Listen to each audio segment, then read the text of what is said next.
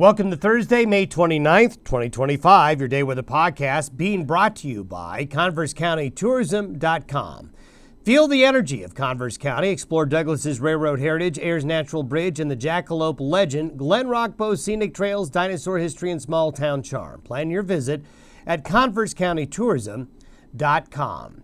Well, beautiful shot there, the Sawtooth there above Bridgeport, California. Going to show you some snow-covered mountains in a couple of photos here in a moment. But the Pesky low, responsible for what was a fabulous stretch of wet weather in many areas that really needed it, well, it's moving on out. Therefore, a warming trend is going to commence, and it's going to be a pretty big warm-up. It's already been pretty warm west of the Continental Divide over the last several days, but now that heat will expand north and east some, and that'll take us through the weekend. Now, you're going to get garden variety, hit-and-miss showers and thunderstorms through Sunday. What does garden variety mean? Well, it's a shower, a thunderstorm here or there, nothing that's going to really reach severe levels. They won't be long-lasting, they won't be big, but they'll be out there, kind of spotty, between today and Sunday. Then we have this possible larger Pacific trough in front arriving early next week. This will bring cooler weather, and it will likely bring a good chance of widespread showers and thunderstorms to many areas as we get into Monday and Tuesday and next week. And as we mentioned yesterday, early next week, especially Monday, is a severe weather day potential, especially along the Front Range. One thing that showed up last night was not really expected, but we did have K-index levels hit 7 last night, and the aurora borealis made a showing, as you can see here in far northern Wyoming yesterday evening and overnight, as the sun really threw out a little bit of a surprise of a pretty strong geomagnetic storm that went all the way to a G3. So the sun is staying active. So like what Christina did here, be vigilant and keep that camera handy. The sun is still staying very busy. Snow photos, I told you I'd show you some, and here are some. Here's a shot of some significant snow still up into the Bighorn Mountains. And the snowpack in the northern and central Bighorns is very impressive now heading into early June. Here's a beautiful shot from Rocky Mountain National Park, and you can see the peaks there in the back still covered in quite a bit of snow.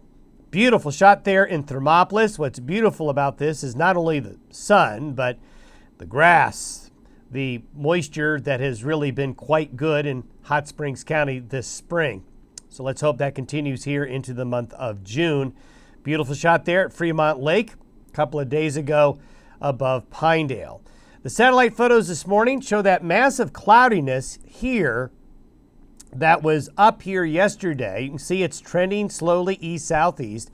So there's going to be some active weather here of showers and thunderstorms with this heading east-southeast and away. And you can see we'll still have a little bit of low cloudiness to start the day in some areas with the patches of blue, but a lot of clear sky here, a lot of high pressure over the rest of the west.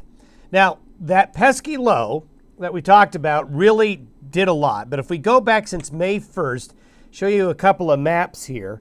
So this is from CocoRa's, that volunteer network that I talk about all the time, and go to this website. There's a section there where you can click on maps, and then there's a section that says interactive maps to where you can kind of build maps like I'm doing right here.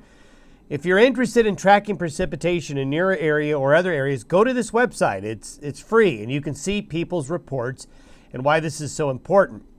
What you're seeing here is, if you look at the legend there on the left, so what I'm showing you is Colorado, Kansas, Texas, Oklahoma, the Panhandles, northern New Mexico here.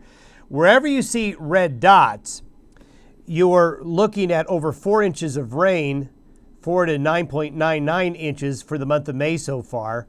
This does not count the rain that fell yesterday. Yellow means over 2 inches of rain, and the green dots between 1 and 2 inches of rain. So you can kind of see the variety and the differences you get from locations. But when you see the yellow and the red in a lot of areas, look at the Colorado Front Range, look at Kansas, look at Oklahoma, then we'll show you more of Nebraska here in a moment. But there's this little area right here that hasn't gotten as much rain, but decent amounts of rain. The yellow and the red really showing where the abundant rainfall has been during the month of May. So going further north, you can see that South Dakota, wow, South Dakota, as we've been showing you, going back into northern Wyoming, southern areas of Montana, if we just kind of highlight this area right here, has been an area that has just been a boon in the month of May, especially Nebraska and South Dakota, far northeast and north central Wyoming in particular. But we even got some red dots in the middle of the really severe drought areas right there. Now you can see around Laramie County, there's a lot of green, just a couple of yellows, but after yesterday's rain, a lot of those greens will go to yellow for over 2 inches for the month. So it's been a much better last 4 weeks, that's for sure. And the latest drought monitor shows that a lot of those red dots in South Dakota, Nebraska, and east central Wyoming were the areas that got the best rain. We're just going to have to hope for the monsoon to help out down here later on this year. But look, I want you to look at the difference just a few weeks can make and when it starts to rain again. This is the soil moisture anomaly as of May 11th. So not long ago, you can see this east-west area of a very poor soil moisture profile. But if you go to where we were as of yesterday, that's gone away. It's not gone away completely, but you saw the green up here. As we know, it's been wet up there, but big help right here. The soil moisture anomaly really showed some big improvement since the rain started to come back in again. So here's your pesky upper level low. It's beginning to move out. High pressure is building on in. This upper level low off of Southern California doesn't have much weather with it. This could become a player later on. We'll talk about that in a future podcast. As we go into the weekend, a broad area of high pressure comes in. So this is going to allow things to really begin to warm up. And this is the 5-day temperature anomaly, basically from today through Monday. So this coolness here is really kind of a remnant of today and tomorrow. But you can see the warmth expanding and arcing around the high.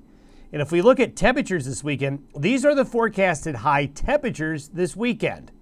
So 70s and 80s out here where it's been very cool, getting hot in the deserts, the Central Valley of California. Look at Boise. Look at the Snake River Valley, Southeast Oregon here, just really heating up. And then that goes into Sunday. Now the heat expands and goes eastward. Notice it cools off here in the Pacific Northwest as we get into Sunday. That's because of the approaching front. But you can see the heat building. It's just that time of year. Precipitation between now and Saturday looks like this. A lot of this right here is today from that upper level low, that pesky low making its exit. So scattered showers and thunderstorms will be found elsewhere. If you notice, they're right along the divide. So if we go through the thunderstorm pattern, I'll go back to that slide here in a moment. These are the thunderstorm areas as we get into Friday, Saturday. They pick up. Thunderstorm activity is a bit more common and more widespread Sunday as that trough approaches. And there's that severe weather potential on Monday, especially northern Colorado, Nebraska, South Dakota, eastern areas of Wyoming, but down here into eastern New Mexico and those areas here as that trough approaches. And that will also bring much cooler temperatures after a very warm weekend. Have yourself a good Thursday. We'll see you tomorrow.